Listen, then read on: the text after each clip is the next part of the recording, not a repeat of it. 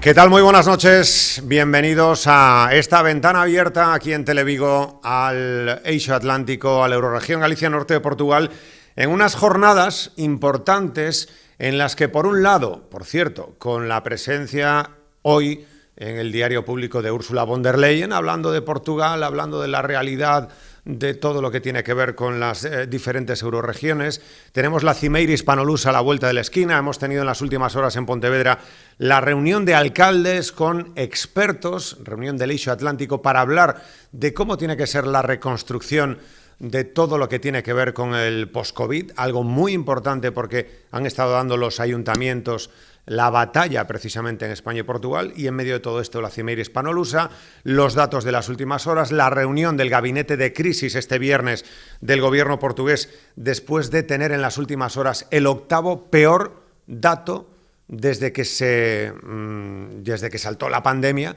El octavo peor dato lo tuvieron en las últimas horas Portugal, por eso Antonio Costa ha reunido a su gobierno de urgencia. También la reunión de los ministros de Negocios Exteriores con la ministra de Asuntos Exteriores en Lisboa este viernes para hablar de otros asuntos que tienen que ver, además de la pandemia, con la preparación de la Cimeira Hispanolusa. Muchos asuntos que tratar y por eso tenemos aquí con nosotros al secretario xeral del Eixo Atlántico, Xoán Vázquez Mao. ¿Qué tal? Muy buenas tardes. Hola, buenas tardes. Gracias por estar con nosotros. Y tenemos a la alcaldesa de Lugo, que es vicepresidenta del Eixo Atlántico, también en este programa. Lara Méndez, ¿qué tal? Muy buenas tardes.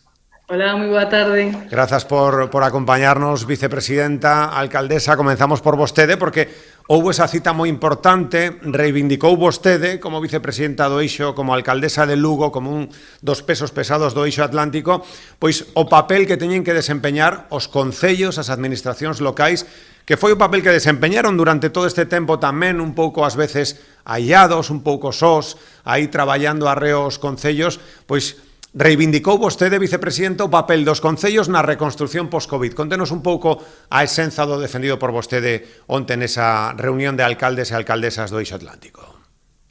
Pois o que é unha realidade é que cando chegou a situación de pandemia, de confinamento, fomos os primeiros en actuar por necesidade imperiosa, por ver como estábamos vivindo pois, a situación no territorio, nas nosas cidades, escoitando de primeira mão os veciños e veciñas, e sin que ninguén se puxera en contacto con nós, nin nos trasladara pois, un pouco as previsións, nin datos, nin moita máis información da que sabíamos polos medios, pois puxémonos a actuar de maneira inmediata en tres eidos. Primeiramente na contención da pandemia, no eido sanitario, pero vimos de inmediato que iba a haber unha crisis social e económica detrás desa crisis sanitaria e nos puxemos tamén a actuar nos nosos territorios, nos nosos concellos en este eido. Por lo tanto, o que reivindicamos, dado este contexto, é que se nos escoite, poidamos estar na toma de decisións, que non só se nos escoite para trasladar pois, as necesidades e os problemas que temos in situ no territorio, sino que podamos estar na toma de decisións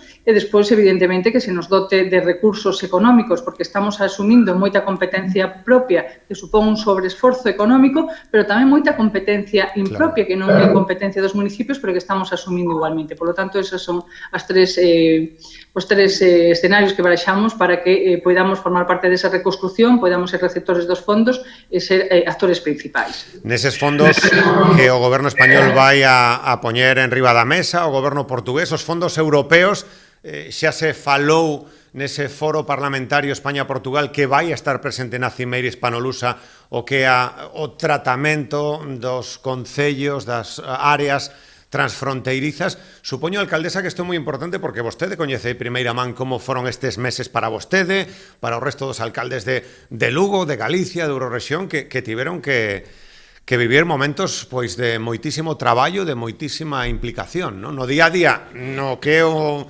día a día do Concello, pero ademais co tema da COVID-19, non?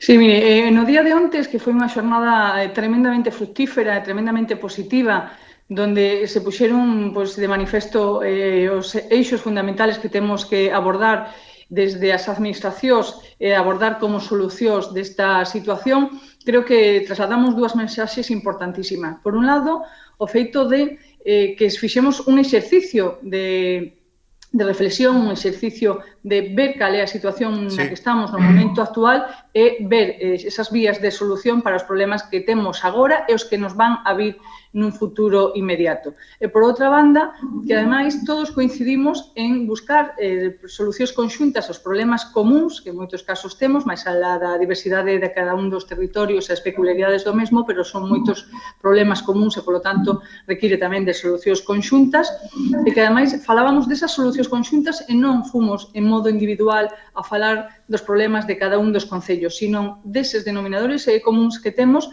pois posibles solucións, que creo que esas son dúas mensaxes importantísimas. Fomos o primeiro foro de debate, o primeiro foro de análisis da situación, de unha reflexión con uns expertos de altísimo nivel que fixeron unhas aportacións tremendamente importantes e que en moitos casos os concellos xa estamos traballando en moitos eidos dos que onte se aportaban e que onte se concretou un pouco máis, polo tanto, pois agradecer o gran traballo que se fixo por parte de todo o equipo técnico do Eixo Atlántico liderado por Xoán Mau, por todo o traballo técnico tamén e logístico que se fixo por parte do Concello de Pontevedra para realizar este evento e a participación de alcaldes, alcaldesas, presidentes e presidentas de Cámara e tamén pois ese elenco de expertos que a verdade que foi todo un luxo escoitalos e aprender, como tamén foi o que fomos antes, aprender para poder despois actuar no territorio e que ademais as nosas actuacións sexan o máis eficientes posibles, porque en este momento necesitamos aunar sinerxias,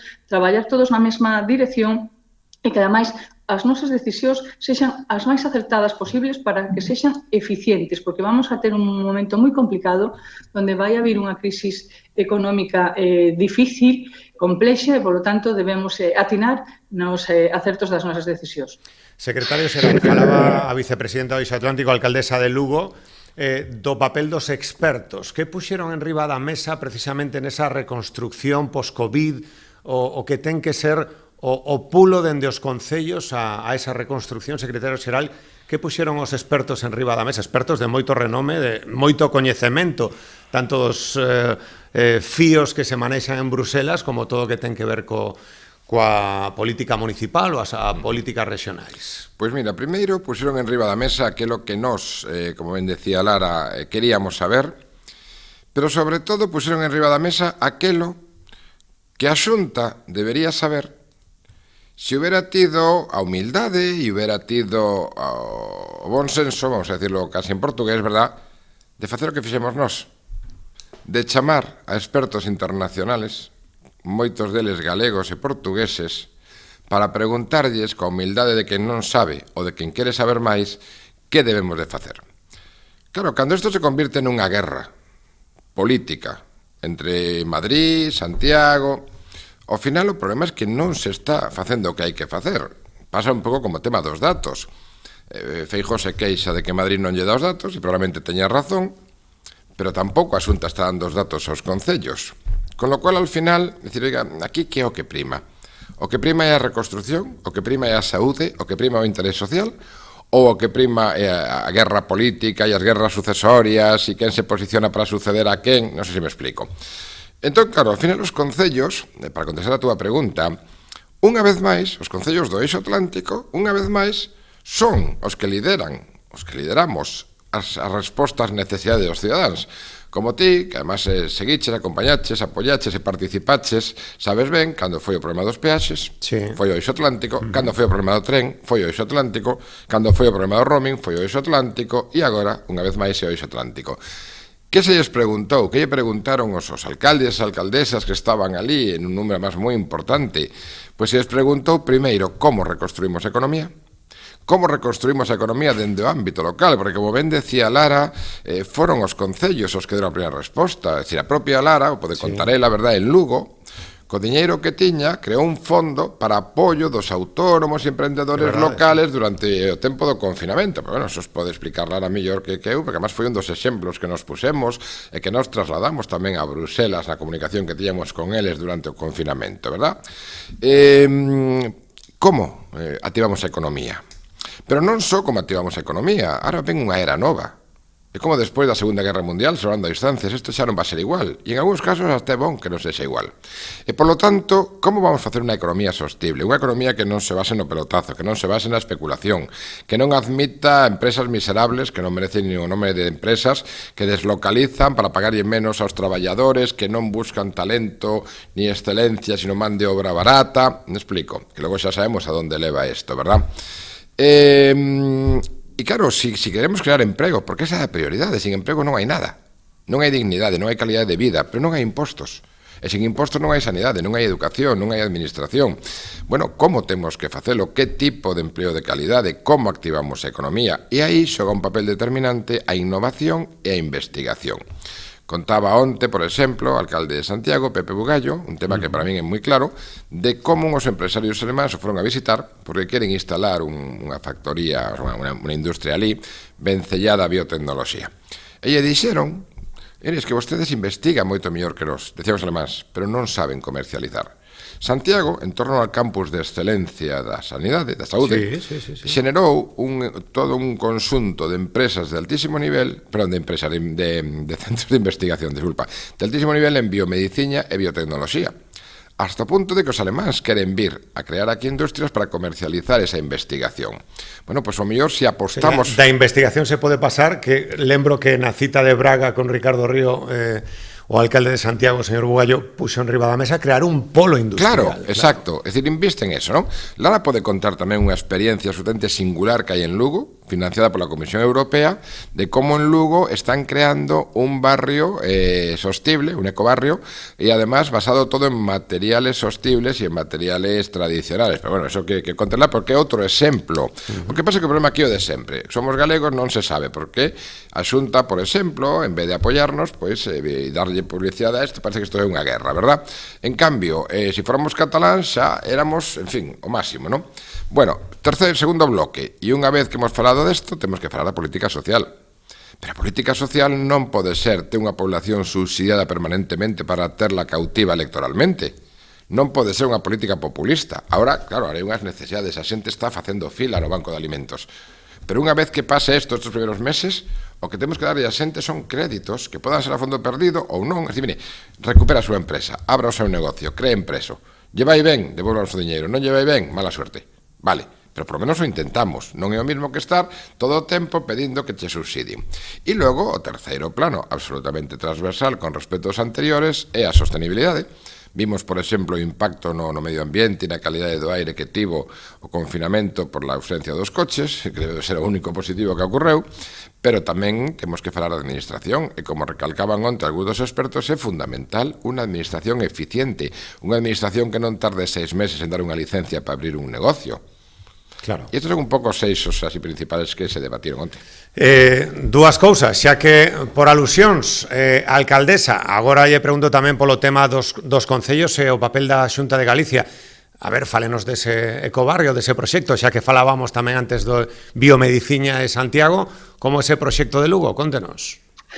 Pois nós temos distintos proxectos que son máis que proxectos, estrategias de cidade para implementar o noso modelo de cidade financiado con fondos europeos, e ese concretamente o que quere é fomentar pois, os produtos autóctonos que temos, en este caso a madeira, para utilizar a madeira como elemento estructural na construción dos edificios do futuro.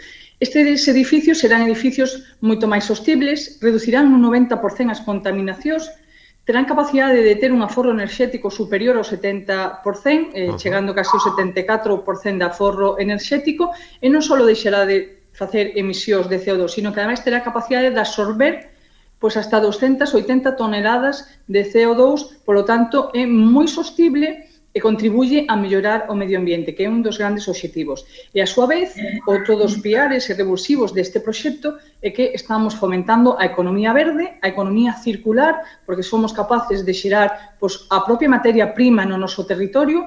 Fíjese que pois, o Concello de Lugo ten 330 km cuadrados, do cuales pois, o 52% do territorio está dedicado pois, ao sector agroforestal, e temos capacidade de crecemento, polo tanto, aí temos capacidade de xerar riqueza no rural, fixar poboación no rural, que tamén é fundamental se queremos que se siga mantendo o territorio tal e como concebimos dentro da dispersión galega que temos, e, por tanto, ese tamén é outro elemento.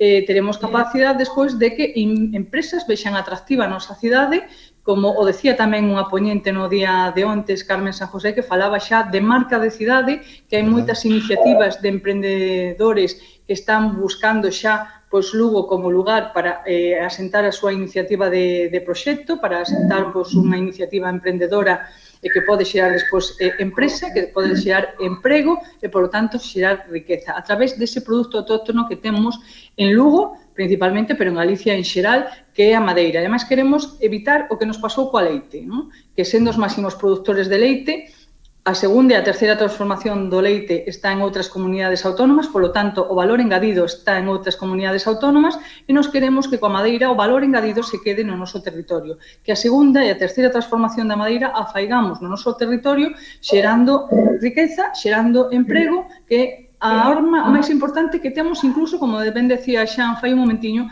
de combatir pois tamén a crise social.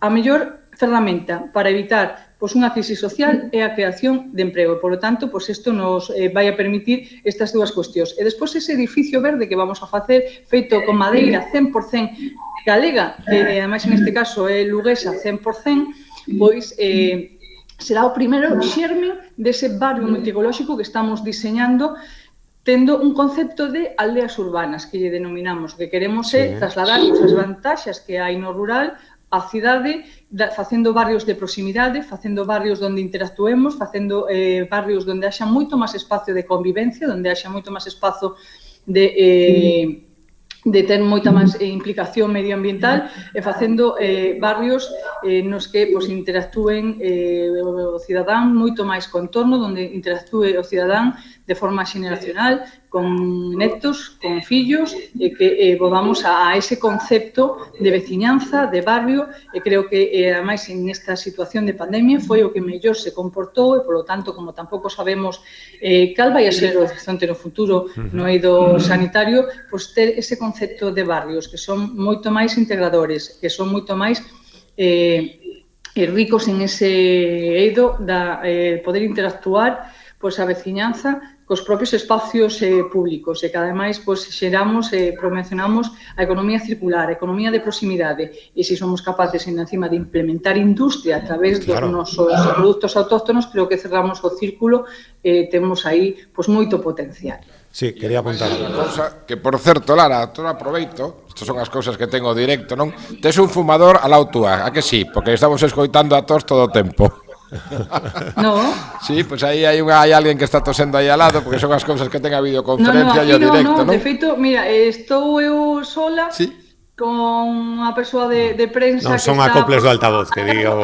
Que se escoitaban aí, ves, é o que teñen as videoconferencias, pero bueno, sempre é mellor escoitar unha tos que ver pasar detrás a unha señora que non é a túa muller recén saída da cama, como lle pasou ao xornalista este. No Tour de Francia, o comentarista da televisión española que foi a facer augas menores, non? Tamén, con micrófono posto. É o malo que deron. No, iba a decir eu ao fío do que estabas falando, Lara, tamén un tema que estas cousas, esta estrategia que está falando Lara, ten outra ventaxa que ademais é algo que sobre todo os nosos responsables no interior, Lara, Alfredo, insisten moito. Si ti fas unha explotación racional do monte, é a mellor prevención contra os incendios. Sí. Porque donde o monte se explota racionalmente, e Lara, que de profesión é enxeñera agrónoma, pode decir moito mellor que a min, é donde o monte non arde. Entonces, claro, cando ti estás vendo o que está pasando, cando ves as políticas que se fan... Eso que son a chinesa aquí, pero que pusimos en riba da mesa aí 2 anos de economía verde. Exacto, e te acordas cando estuve aquí Juan Pico, se estivemos falando de incendios, exacto. Mire, non é un problema só de ter unhos bombeiros que se xoguen a vida. Oiga, vamos a facer prevención. E prevención é o que está contando Lara. E prevención é meter diñeiro á hora da reconstrucción, non en populismo para captar os votos, non en obras así máis ou menos bonitas e cousas que se vendan dentro de unhos anos, sino en unha creación sostible de emprego a través de proxectos deste tipo que, además do impacto na cidade, teñen un impacto no entorno rural da cidade. Pon en valor a madeira, que é un dos e preveñen platos os fortes, incendios, que é unha das grandes lacras que temos en Galicia, non? Sí. Eso, como experta que alcaldesa, eso da economía verde, que o experto, por exemplo, Juan Picos puxo en riba da mesa, aludindo a outros países, e que, sen dúbida, agora que desgraciadamente a min o sábado colleume retornando de Éibar o incendio cortada a autovía precisamente en Ourense, en Agudiña, algo que hai que poñer tamén en riba da mesa, coa participación dos concellos que teñen moito que decir con respecto a isto, non, Lara?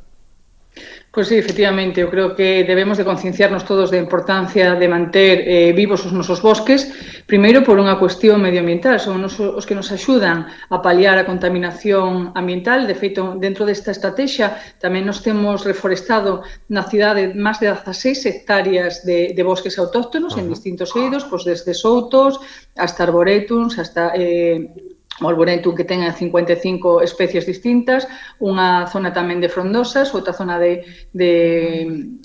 planta para despois facer peles e tamén buscar alternativas enerxéticas non fósiles e, polo tanto, bueno, pues, se trata de, xa digo, dunha estrategia da concepción das cidades do futuro, de pensar, de crear as cidades do futuro, sempre baseadas no que xa aportaba antes Mau, que tamén saleu antes moito reiteradamente na conferencia de alcaldes e alcaldesas, que é buscar o I+D+I, sempre da mão da universidade. É importantísimo a tecnoloxía e a investigación, que ademais sexamos capaces de trasladar, en unha frase que utilizaba Ángel Carracedo ontes, que a mí me pareceu moi interesante, que temos ao mellor un déficit de traslado dese coñecemento da universidade á empresa, e creo que aí debemos de facer un esforzo importante, porque temos grandes universidades, temos grandes investigadores, temos uns coñecementos tremendos.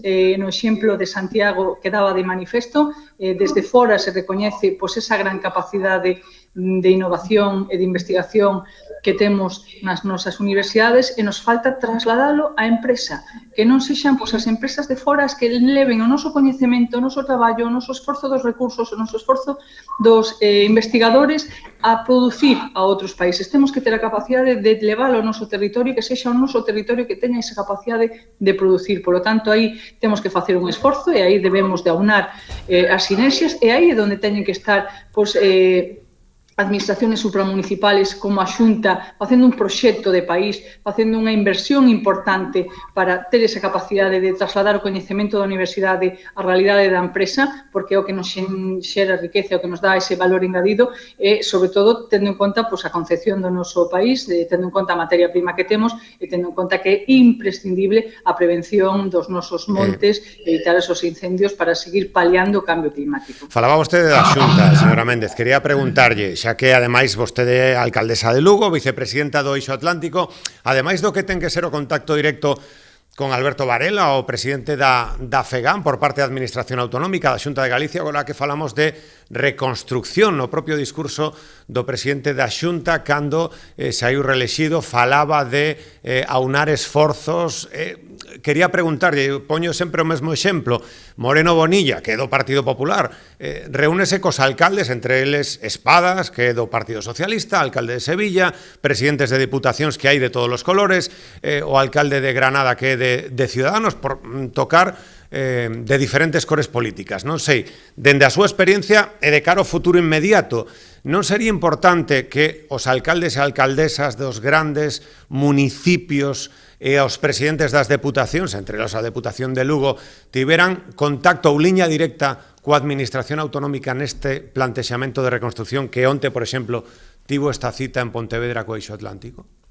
O máis que importante, diría que é imprescindible que se nos escoite, que teñamos esa liña directa. Hasta o momento non o tuvemos, desgraciadamente, nos así o trasladábamos esa queixa de que o presidente da Xunta de Galicia non se puxera en contacto en toda esta etapa da pandemia con nós.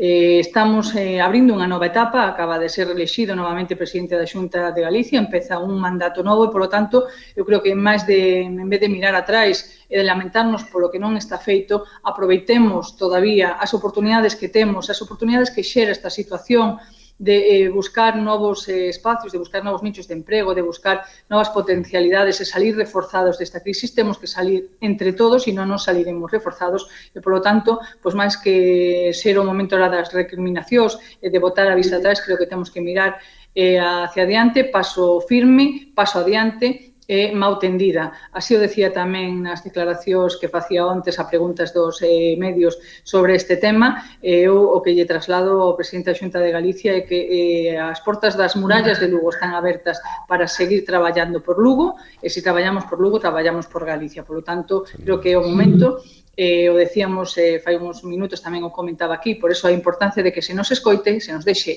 participar nas tomas de decisións e se nos dote de recursos, porque somos os que temos capacidade de actuar inmediatamente no territorio e os que temos maior capacidade de buscar efectividade desos recursos no propio territorio. Por lo tanto, non tuvemos esa contacto hasta día de hoxe, pero podemos telo e debemos de telo. Sen dúbida, que hai que telo. Xoan Vázquez Mao, o posicionamento dos alcaldes presidentes das cámaras municipais do outro lado do Miño, cale, teñen as mesmas dificultades, os mesmos problemas, plantexan as mesmas dúbidas ou follas de rutas, cale un pouco tamén a sensibilidade do Ricardo Río, José María Costa e compañía. A ver, Portugal ten un inconvinte que a veces é inconvinte e a veces é ventaxa, depende como se vexa. Portugal non está regionalizado. Isto, por unha banda, ten o problema de que fai depender as decisións todas de Lisboa, o cal non é bo, pero, por outra banda, de que os concellos, os presidentes de Cámara ali son tremendamente respetados polo goberno de Lisboa. Situacións como, por exemplo, que se acaba de producir, vamos a tenor un pouco da información que ninguén desminteu, e, por lo tanto, en principio, é dado por certa. É dicir, a posibilidade de que o presidente do goberno, neste caso autonómico, polas circunstancias que sexan, por a opinión que teña ou porque, en fin, ou porque ten un gabinete incompetente, ¿no? Que é unha posibilidade bastante probable. A unha das 7 grandes de Galicia, a terceira, non lle envía a mesma carta que as demais, a min me parece absolutamente surrealista. Mire usted, Ourense é Ourense, punto e final. Ourense ten unos cidadáns cos mesmos dereitos. Independentemente de quen sexa o alcalde, quen deixe de serlo, de que color sexa, como estén as cousas, todo eso é un tema que terán que resolver. Non é dereitos, Xoan, cos mesmos problemas, que era o que tamén estamos apuntando nestes momentos. Pero, exacto, tes toda a razón. No, o sea, eu falo en principio dereitos, necesidades, problemas, ahora ven a segunda parte. E ademais, con uns problemas e necesidades que ademais se van a ver agravados neste momento por unha crise política que no fondo non deixa de ser unha crise que na que tamén ten moito que ver o partido do presidente da Xunta. Todos, aí eu creo que están todos, pero bueno, sin entrar en esa materia, decir, o partido que sustenta o goberno tamén está participando desa crise activamente, verdad? Claro. Por as razóns que sexa, que a mí pode parecer totalmente respetable se non entro a valoralas, a fin de contas é o partido que compartía goberno e que acaba non de romper o goberno, pero de saírse todos. Por lo tanto, non é unha cuestión que a Xunta este o marxen e que diga, bueno, isto é un problema de que se as mareas se pelean entre sí, se Unidos deja de poder ou Podemos deja de estar unidos, se o Partido Social... Non. É como se a Generalitat non atende a Badalona porque a goberna Xavier Pérez Albiol. Exacto. Entón, hai unha cosa que está clara. As cidades goberne quen goberne, dende que sexan democrático a elección do goberno. E independentemente do perfil que poda ter o alcalde ou a alcaldesa, institucionalmente teñen que ter o mismo trato. Entón, a mí, por exemplo, situacións como a de Ourense me parecen totalmente surrealistas. Pero es que logo hai un segundo problema. A realidade en Galicia, no ámbito municipal, solo ten 3 axentes. O primeiro é a FEGAN, que lle consultan porque están obligados, outra cosa que logo lle fagan caso. A segunda son as 7 grandes. Claro.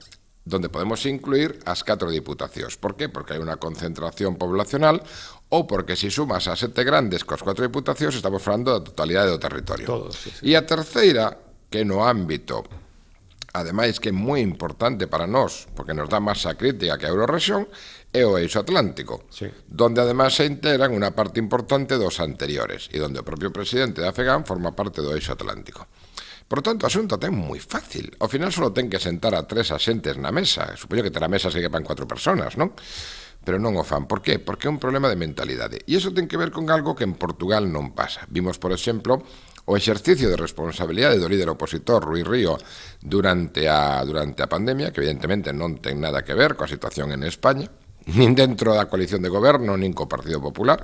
Aquilo que dixo Ruiz Río en la Asamblea da República, o primeiro ministro, de que do vosso éxito depende o noso futuro, bueno, eso aquí, lamentablemente, ni nos lo plantexamos que poda ocurrir, non? Pero tamén é verdade que cando Costa fai un goberno con criterios de Estado, con criterios de levar os mellores, acertaré ou non. Eu non me imagino a Costa plantexándose un goberno donde o mellor deles sexa peor que eu. O levándome ali os amigos, os colegas, e entendendo a administración como algo meu, donde, pois mira, eu teño aquí un colega e eu podo levar a onde quera, a delegación da Xunta, Parlamento, a la autoridade portuaria, a outro. Miren, a administración ten que facerse con criterios profesionales e políticos. E iso é algo que en Portugal saben facelo moi ben. En Portugal non utilizan nin a familia, nin os amigos. E lembra cando o goberno de Costa había dos ministros que tiñan unha relación de parentesco indirectamente, e de feito, na remodelación un dos dous saleu. Por lo tanto, quero decir que hai un concepto distinto da administración. E ese concepto de administración pública leva tamén a un respeto a quenes son os representantes máis lexítimos da ciudadanía, que son os alcaldes. E eu, se me permite rapidamente, poño un exemplo que antes falábamos tamén cos medios de comunicación do que acaba de decir Lara. Eu, por exemplo, isto vou decir a título personal para non comprometer a ninguén as súas posicións, verdad? Non foi un tema que se debatira abertamente. Eu estou absolutamente en contra de que os fondos de reconstrucción para España vaya unha partida importante a Iberia ou a Vodafone, como están pedindo. Primeiro, Iberia e Vodafone son empresas inglesas, non son españolas. E se queren financiar a Iberia, perfecto, que a renacionalicen, e despois, se queren, pues que a vendan a capital español, en fin, ningún problema. Hai que apoiar unha empresa que poda ser estratégica, que non deixe unha compañía aérea, como hai outras, como está Air Europa, como está Vueling, en fin. Perfecto, pero que a renacionalicen, non que se financian os ingleses, que además se foron da Unión Europea, que están tendo unha actitude absolutamente miserable, pero es que leva unha segunda parte, e aí entrou o que decía Lara. Os fondos de reconstrucción non son para Iberia. Os fondos de reconstrucción teñen que ser para as axencias de viaxe de Vigo, de Lugo, de Santiago, de Braga, teñen que ser para o hotel de Lugo, de hotel de turismo rural, de Santiago, de non sei, de Trás-os-Montes, teñen que ser para os restaurantes, falando do turismo, non falando de outros sectores. Esa é a nosa xente, esa é a xente que move a economía, esa é a xente que non é un capital especulativo, esa é a xente que non ten ningún conselleiro delegado ganando 300.000 euros o ano, que de por riba vamos a pagárselos cos fondos de reconstrucción. Esa é a xente que paga aquí os seus impostos. Esa é a xente da que falaba Lara, os axentes económicos locales. E esa é a xente que debe de mobilizarse para decir, non, mire, os fondos de reconstrucción queremos que veñan a través da Xunta, do Concello, coparticipadamente, para as empresas do territorio, non para grandes multinacionales que nin siquiera son españolas e, insisto, nin siquiera son europeas. Hai moitos aspectos, apuntaba Xoán Vázquez Mao, o tema do turismo. Supoño, vicepresidenta, que isto é moi importante, non? Agora que falamos, por exemplo, de que o turismo durante o tema, durante a pandemia ten que mudar, pero ten que xa prepararse para a pospandemia e ten tamén que adaptarse, non? Por exemplo, agora que se fala tanto de turismo interior, turismo de proximidade, pois que mellor que poder, ao mellor, pois dende Vigo ir a Lugo, dende Lugo vir a Vigo, poder facer ese turismo e prepararnos todos, porque isto vai mudando, non? Supoño, señora Méndez, que isto tamén é moi importante a hora de plantexar ese aspecto tan relevante na nosa economía como o turismo, en plenas portas do Xacobeo, por exemplo, non? Efectivamente, eu creo que o turismo é un factor clave dentro da economía local. Fai 2 días inauguraba aquí en Lugo o primeiro congreso experiencial que se está a realizar este congreso na nosa cidade, sendo o primeiro ano que se realiza, pero que ademais nace con vocación de quedarse, será rotatorio e se celebrará en outros puntos de España. Para nós é unha satisfacción que escolleran a nosa cidade para acoller este turismo. O que falábamos en esa presentación é da importancia do turismo, pero do turismo sostible, do turismo de calidade, dun turismo non masificado, dun turismo respetuoso co medio ambiente e dun turismo cada vez máis exixente onde o turista non só busca uns días de descanso e desconexión da súa vida, do seu que facer diario, sino que busca vivir experiencias, interactuar co medio, aproveitar os recursos locales. E nós en ese eido temos moitísima moitísimos mimbres e moitísimo do que poñer en valor, desde os 3 patrimonios da humanidade que ten a nosa cidade, desde todo o eido medioambiental, que cada vez é máis exixente o cidadán tamén en este eido, busca experiencias, pero busca experiencias sostibles e busca tamén un turismo seguro, que é o que tamén lle ofrece Lugo e lle ofrece os concellos do eixo en xeral.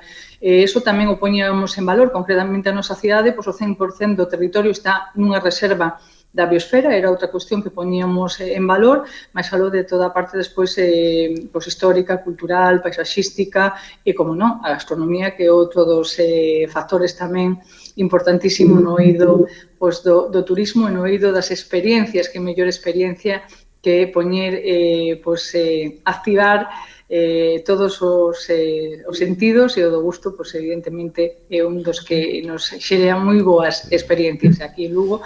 Además, sabemos disfrutalo moito delo. Por lo tanto, o que poñemos de manifesto e onde temos, xa digo, moitísimas capacidades de crecemento a través dese turismo de experiencia. E como ben decías agora ao final, de cara e antesala do ano xacobeo, que será un ano distinto, cambiarán un pouco as cifras, porque o ano do 2019 cerramos o ano con unhas cifras elevadísimas. Lugo, a provincia en xeral foi a que máis creceu turísticamente en Galicia, tendo Galicia moi bons tamén moi bons datos de crecemento turístico, e Lugo moito mellor que o resto de Galicia. Por lo tanto, estamos en outro momento, en outra situación, os datos están un pouco desvirtuados pola situación da pandemia, pero é certo que tamén houve moito turismo, como ben decía, de proximidade, moito turismo de veciños, veciñas de concellos limítrofes, de outras provincias, de outras comunidades autónomas, pero tamén limítrofes a nosa, e, polo tanto, se está redescubrindo aquelas persoas que xa conocían a nosa cidade, disfrutando desas experiencias, e moitas delas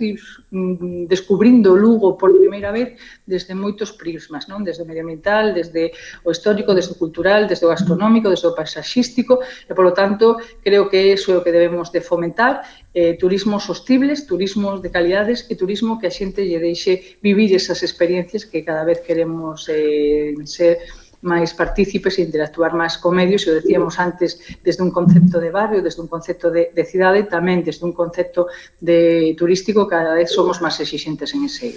Agora que non nos escoita a alcaldesa de Lugo, que bonita está Lugo e que ben se come en Lugo, que maravilla. É unha recomendación tamén para todos aqueles eu que me gusta moito ir a Lugo, pois paga moito a pena tamén, e toda a provincia que nos escoita tamén.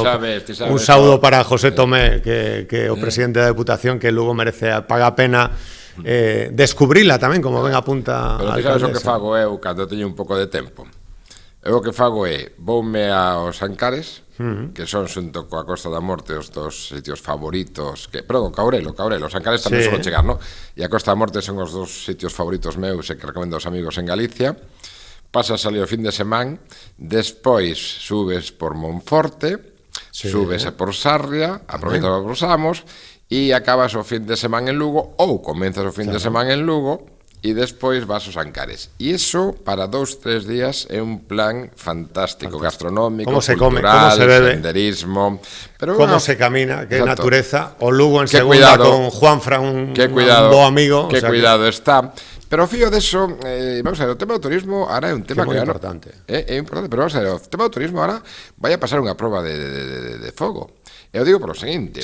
Durante moitos anos, e con un breve paréntesis que foi o lamentablemente pouco tempo que foi conselleiro do ramo Román, o turismo en Galicia non existeu, estaba todo camuflado debaixo do Xacobeo. E o único turismo que fora do Xacobeo existía era o que impulsaban os concellos, o que impulsaban do eixo atlántico, verdad? Se miras, as únicas guías turísticas que se fixeron son as que fixeron os propios concellos ou as que fixemos colectivamente no eixo. As campañas, todo isto. Durante todo este tempo, fomos nós que nos fixemos as campañas nos medios de comunicación para promover o turismo de proximidade este brao, e agora, dentro de uns días, que además xa falaremos aquí, temos unha edición virtual que a xente vai a poder descargarse na tablet, verdad?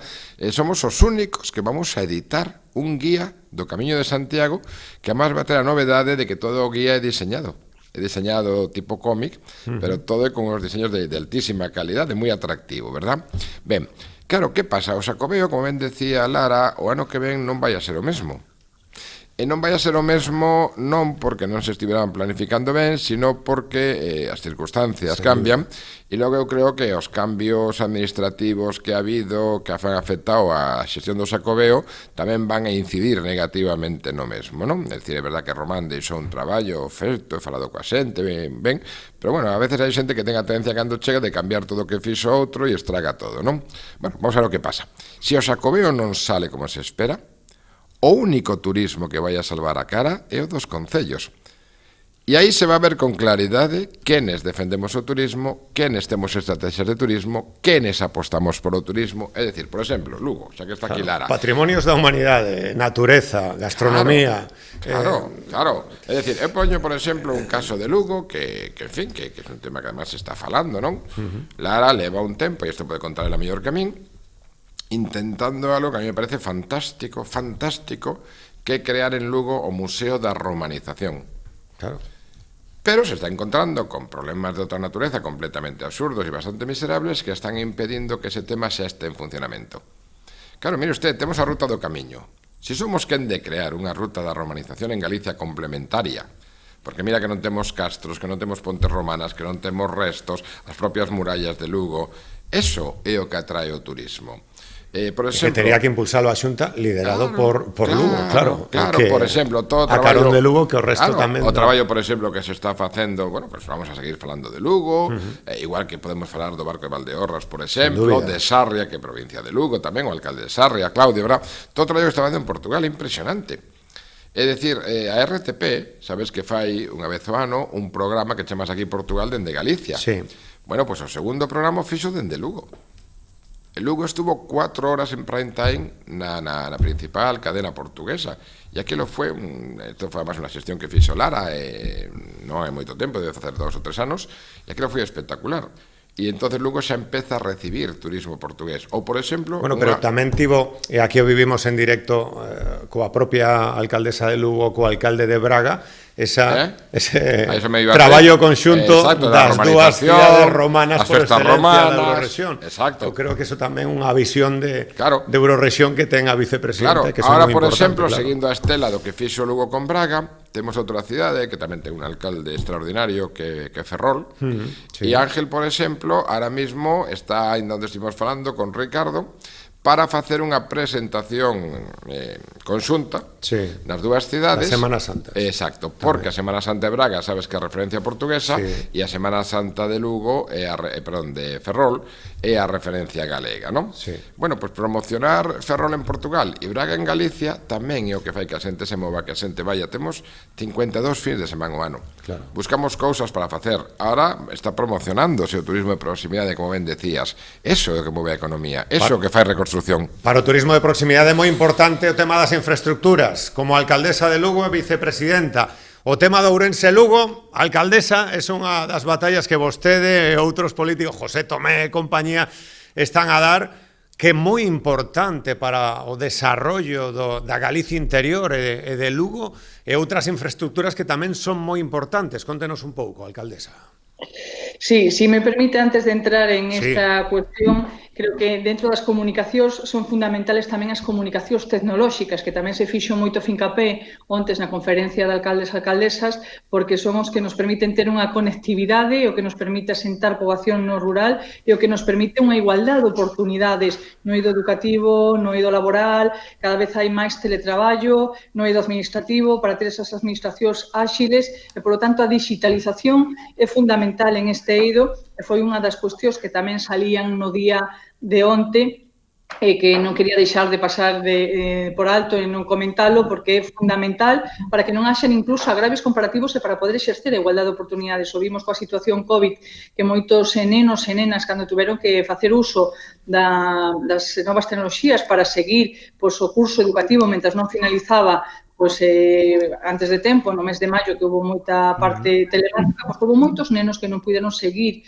ou puderon ter esa formación por falta de conectividade. Algúns por faltas de recursos, que aí tamén temos que traballar as administracións para dotalos deses medios, pero outros, incluso tendo recursos e tendo ordenadores nas casas, non podían conectarse por falta de conectividade. E, por tanto, estas conectividades son as do siglo XXI e son importantísimas porque son as que nos permiten despois tamén poder asentar a poboación rural e poder levar calquer iniciativa desde calquer punto, porque a globalización, en a parte boa que a maioría que ten, evidentemente, esta é unha cuestión.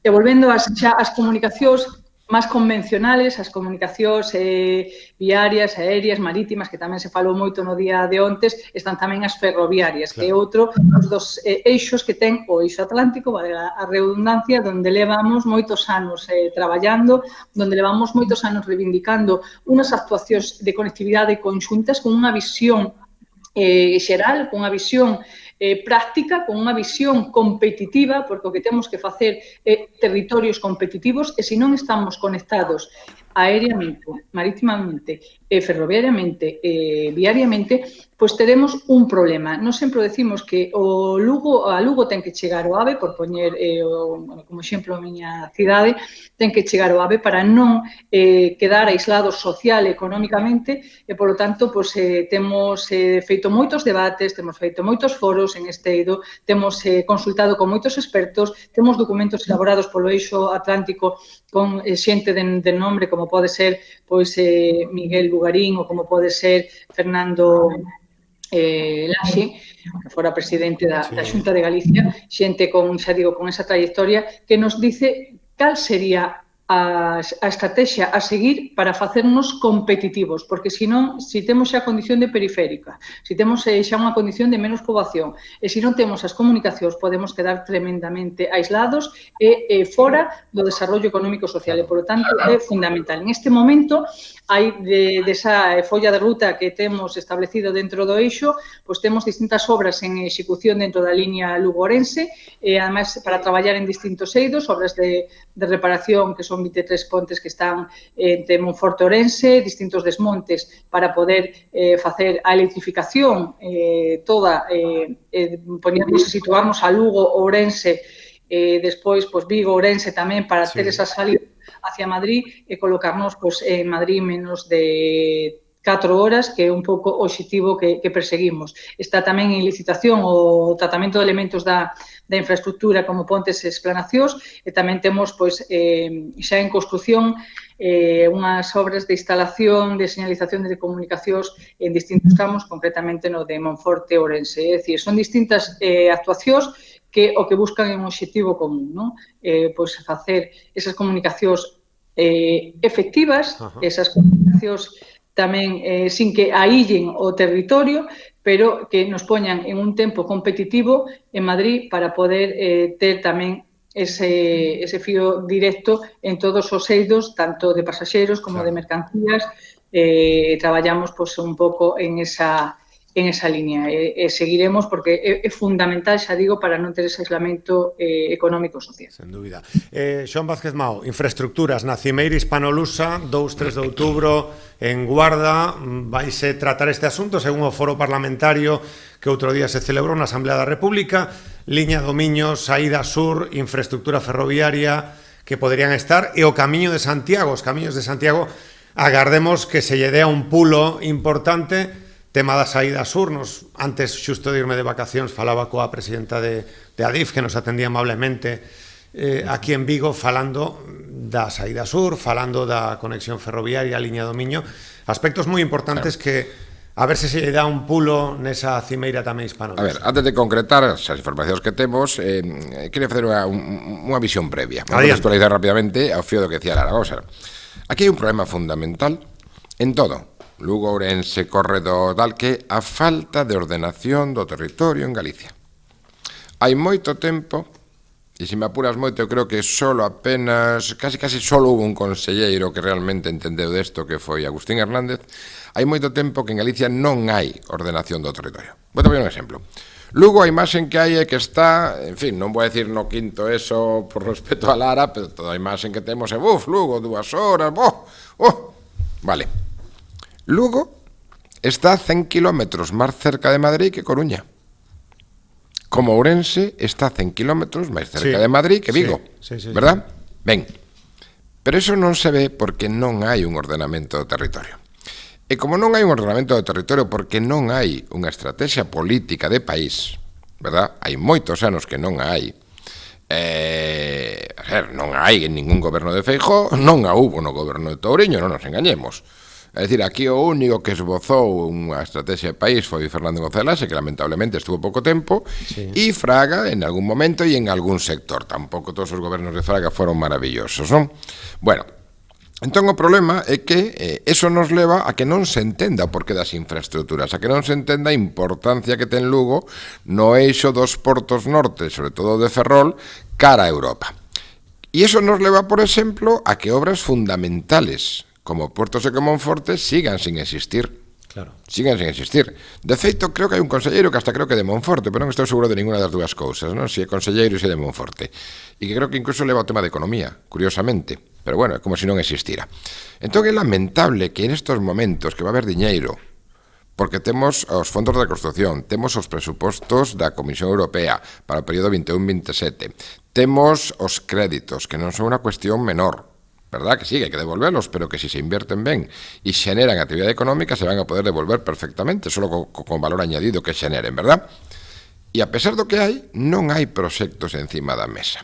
E iso nos está levando a unha situación onde se dá o esperpento de que a Xunta de Galicia, na reunión que tuvo hai unhos días Feijóo co presidente de Asturias, volvan outra vez a sacar o puñal do caixón para metérnoslo a Galicia por la espalda, porque plantexar unha liña de mercadorías polo Cantábrico é unha puñalada a Galicia, é unha puñalada ao interior de Galicia. Se nos dispersamos en este caso as mercadorías en dúas liñas, que é volver a repetir o erro histórico dos 3 aeroportos, o que estamos facendo é que no novo parámetro dos trenes dos corredores europeos de 700 metros de dimensión para ser rentables, al dispersar non conseguimos enchelos. E, polo tanto, ningún operador va a querer operar as liñas, por lo menos as do norte. E é un problema gravísimo, porque isto non é como Renfe, que se lle subvenciona por debaixo da mesa para conculcar as normas comunitarias coa excusa dos contratos de interés social, que logo sabemos as obras de interés social, sabemos como se están facendo entre Vigo e Porto, por exemplo, con que tipo de trei, con que tipo de problemas. Logo dicen, no, es que isto de convoios de Portugal, non, isto de Renfe tamén, verdad? O estamos vendo como recortan os servicios con Madrid, menos mal que nestes momentos al frente de Renfe hai un galego, que aínda podía ser peor.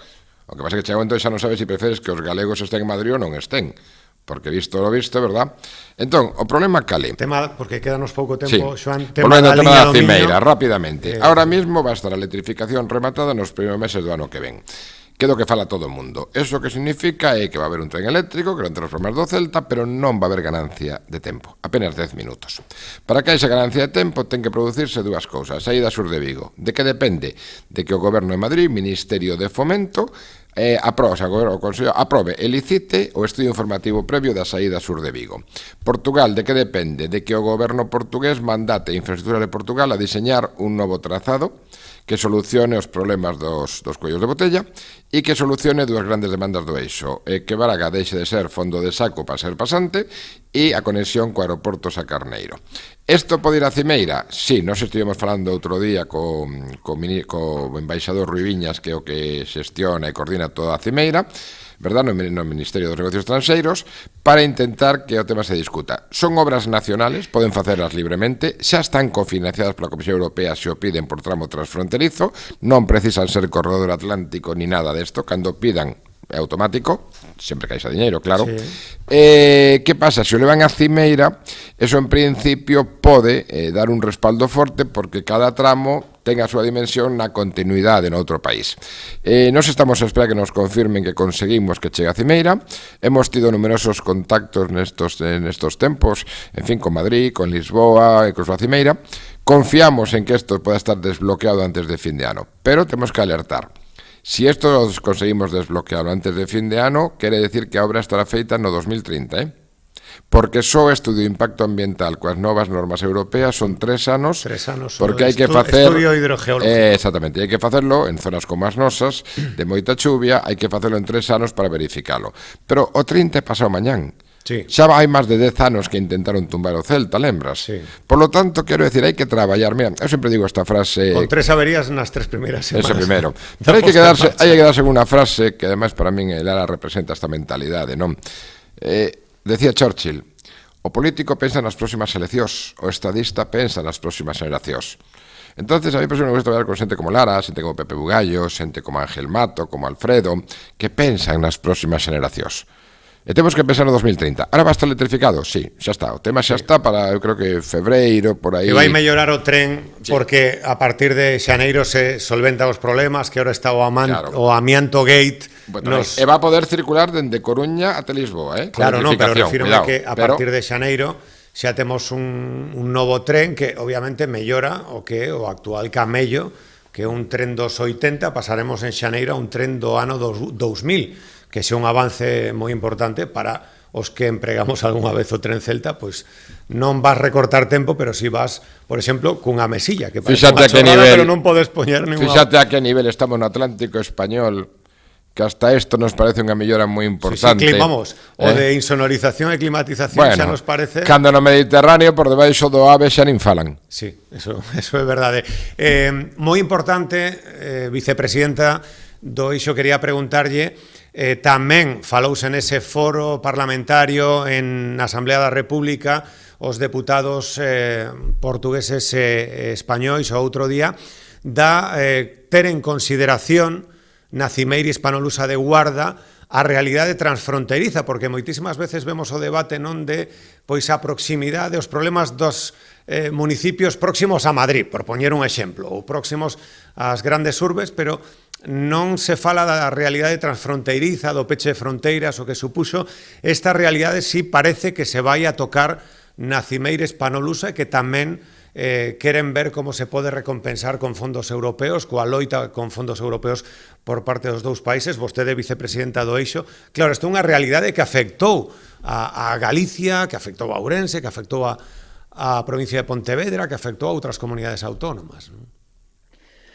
O Eixo Atlántico leva moitos anos, afortunadamente, traballando con fondos europeos, traballando en proxectos transfronterizos, e además o Eixo Atlántico é un exemplo a nivel nacional e a nivel europeo. Bruselas, en moitos casos, pon a mirada hacia o Eixo Atlántico por esa forma de traballar, buscando as sinerxias. É certo que a orografía, a xeografía, o carácter, a lingua nos fai moi similares, temos moitísimas máis señas de identidade nos con Portugal, Galicia, con norte de Portugal, do que podemos ter os Galicia, os lucenses, con xente do sur de España ou incluso do centro da meseta de Madrid, ou Castela-León, Castela-A Mancha, en moitas cuestións. E, por lo tanto, eu creo que moitas veces certas fronteiras existen, están aí, existen tamén nos propios concellos, pero que moitas veces esas similitudes fan que podamos facer estrategias conxuntas e que debamos de facer, ademais, estrategias conxuntas nun mundo globalizado onde queremos unha